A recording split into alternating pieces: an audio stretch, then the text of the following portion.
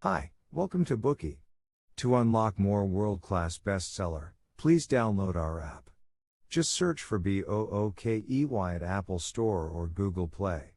You will get 7 days free trial with more features. Today we will unlock the book The Effective Executive. This book is the masterpiece of the management master Peter F. Drucker, and it will address the question, what should an executive do to be effective?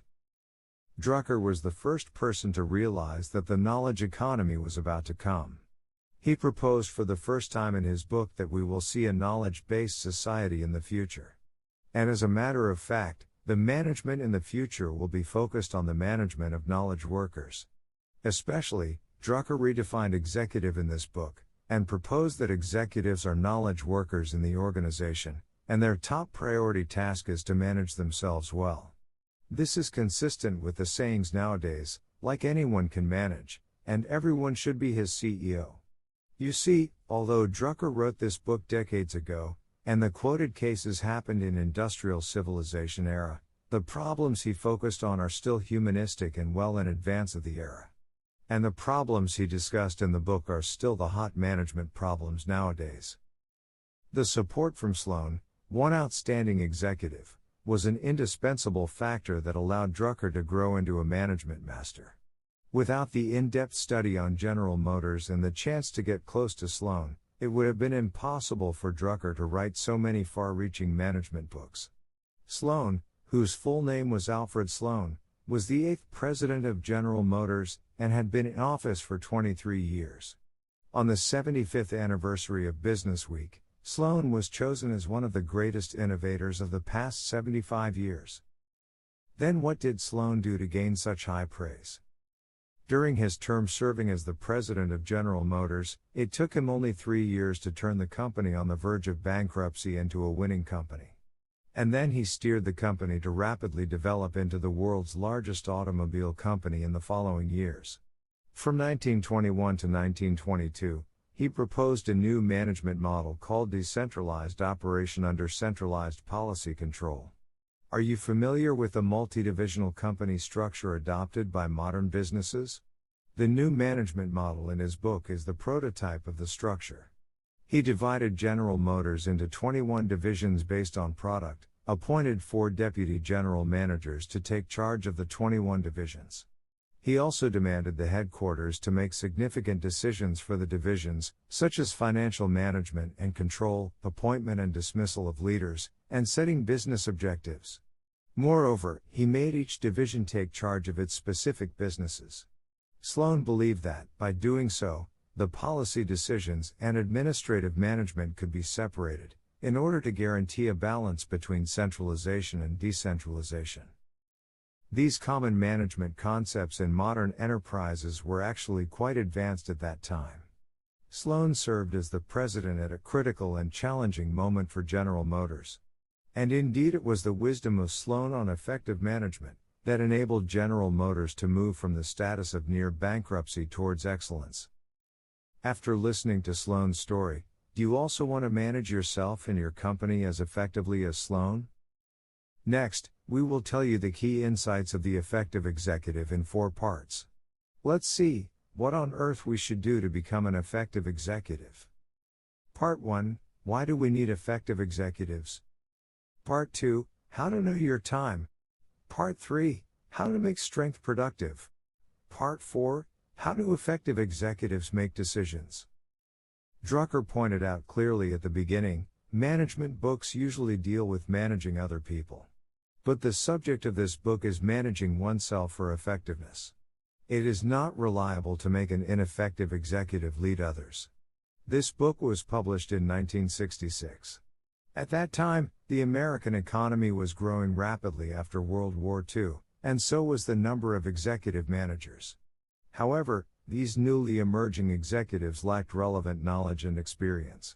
They did not know what to do, not to mention how to be a good executive.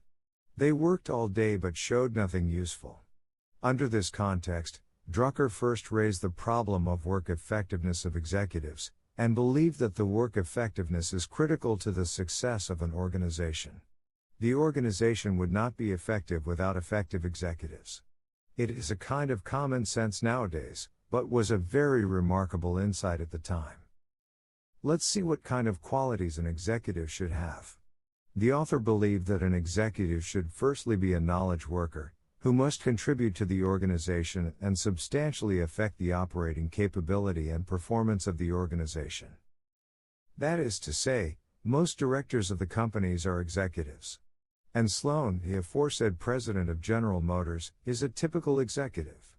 Of course, according to the definition we just mentioned, many staff having no title of director or manager could also be deemed as executive. On the battlefield, all soldiers are executives. That is because the general can only tell them the strategy to take when encountering specific enemies. But the general can't give them specific instructions to follow when the soldiers meet the enemies in the jungle under a hail of bullets.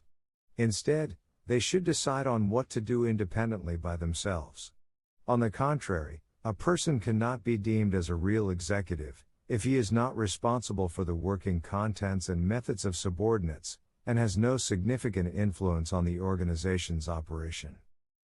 However, it is also incorrect to judge whether a knowledge worker is an executive or not, only by his subordinates.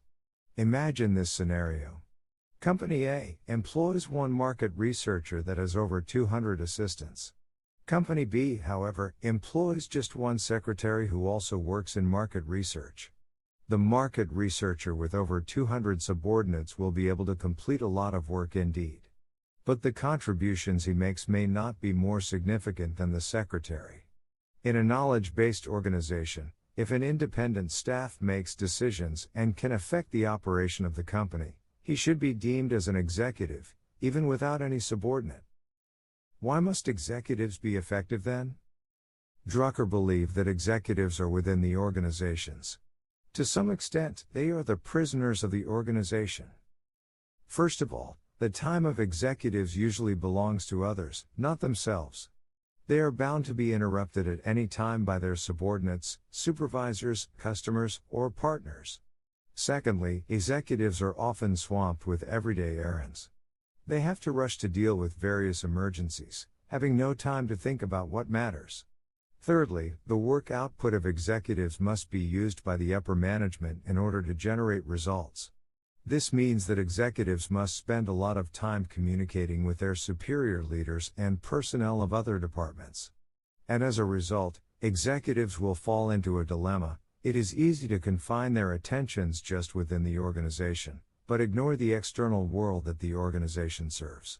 Consequently, the organization will become unable to provide effective services and contributions to the external world. It is a fact that all our executives face the above-mentioned challenges. Therefore, each executive must take the initiative to learn how to improve his effectiveness. Otherwise, he may struggle to juggle all his responsibilities. The good news is that it is not a difficult thing to learn to work effectively. It needs no unique talents, as long as we master the correct method, and keep practicing until we finally turn our pursuit of effectiveness into a habit. In short, for executives, the effectiveness can be learned, and must be learned. Well, that's all for the first part. To summarize, executives refer to managers in a broad sense. They use their knowledge to make decisions and affect the overall performance and achievements of the company. Then, why must executives be effective?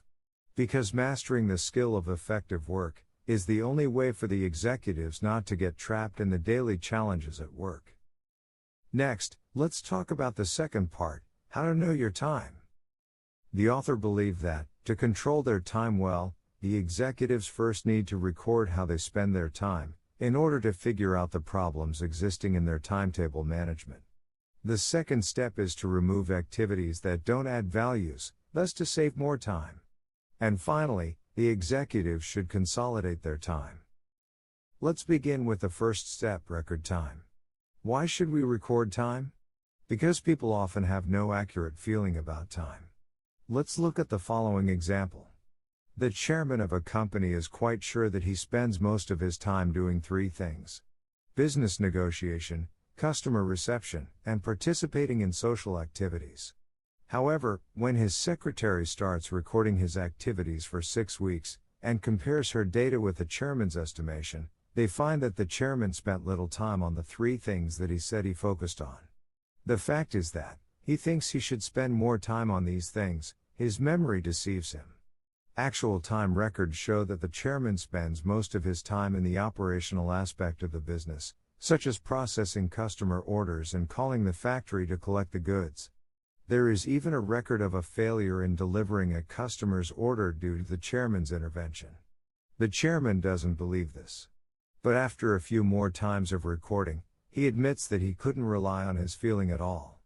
That's why Drucker said that as an executive, if you can't know thyself, you should at least know your time. It's not difficult to achieve as long as you keep recording your timetable. Once we figure out where we spend all our time, we can start the second step, to prune the time wasters. Executives can ask themselves which activities are completely unnecessary, which activities can be delegated to others, and which activities are wasting others' time. There's also another kind of time-wasting situation caused by malorganization. For example, in 1950s, the American Department of Defense had to use up the budget by the end of each fiscal year. Otherwise, they should return the remaining part to the Treasury. Every year around this time, staff at all levels in the Department of Defense found themselves scrambling to make use of the remaining available budget. Later, a new Minister McNamara took office. He found that, according to a provision in American law, they could transfer the unused budget to a temporary account instead of returning it to Treasury, so they can still use it after the end of the fiscal year. This finding helped the Department of Defense of the United States to eliminate the need to rush in spending their budget, and to save more time and energy for more important things. In this regard, Drucker concluded that, if a factory always seems extraordinarily busy, bad management must be one great reason. Any well-managed factories will appear monotonous without any exciting events. That is because such factory can predict and deal with all potential dangers or risks, and finally turn the danger or risk into routine work by proper means. Let's move on to the third step. Even if they eliminate time-wasting activities, the executives have little time of their own. Therefore, they must find ways to concentrate the fragmented time slots, and consolidate them to deal with the most important things. There are different methods. For example, the senior executives can work in a specific department for one day in a week. Or they can concentrate all routine tasks in a few days, leaving other time slots available for the important things. About this, Drucker believed that it's not right to judge the priority of matters by urgency. Those that seem urgent are not necessarily the most important things. On the contrary, the things that matter, such as strategic thinking about the future and putting resolution into practice, do not seem so urgent. If we keep judging priorities solely by degree of urgency, these important things will always be postponed. Experienced executives will never forget the most important things because of the most urgent things. They usually sort and filter urgent things, and set aside a large chunk of time to deal with the most important things. That's all for the part on how effective executives can control their time. First of all, record your timetable, and cut off those meaningless activities that waste a lot of time. Then, try to concentrate the fragmented time to create a large chunk of uninterrupted focus time to work out important things. Today we are just sharing limited Bookie. To unlock more key insights of world-class bestseller, please download our app. Just search for BOOKEY at Apple Store or Google Play. You will get 7 days free trial with more features.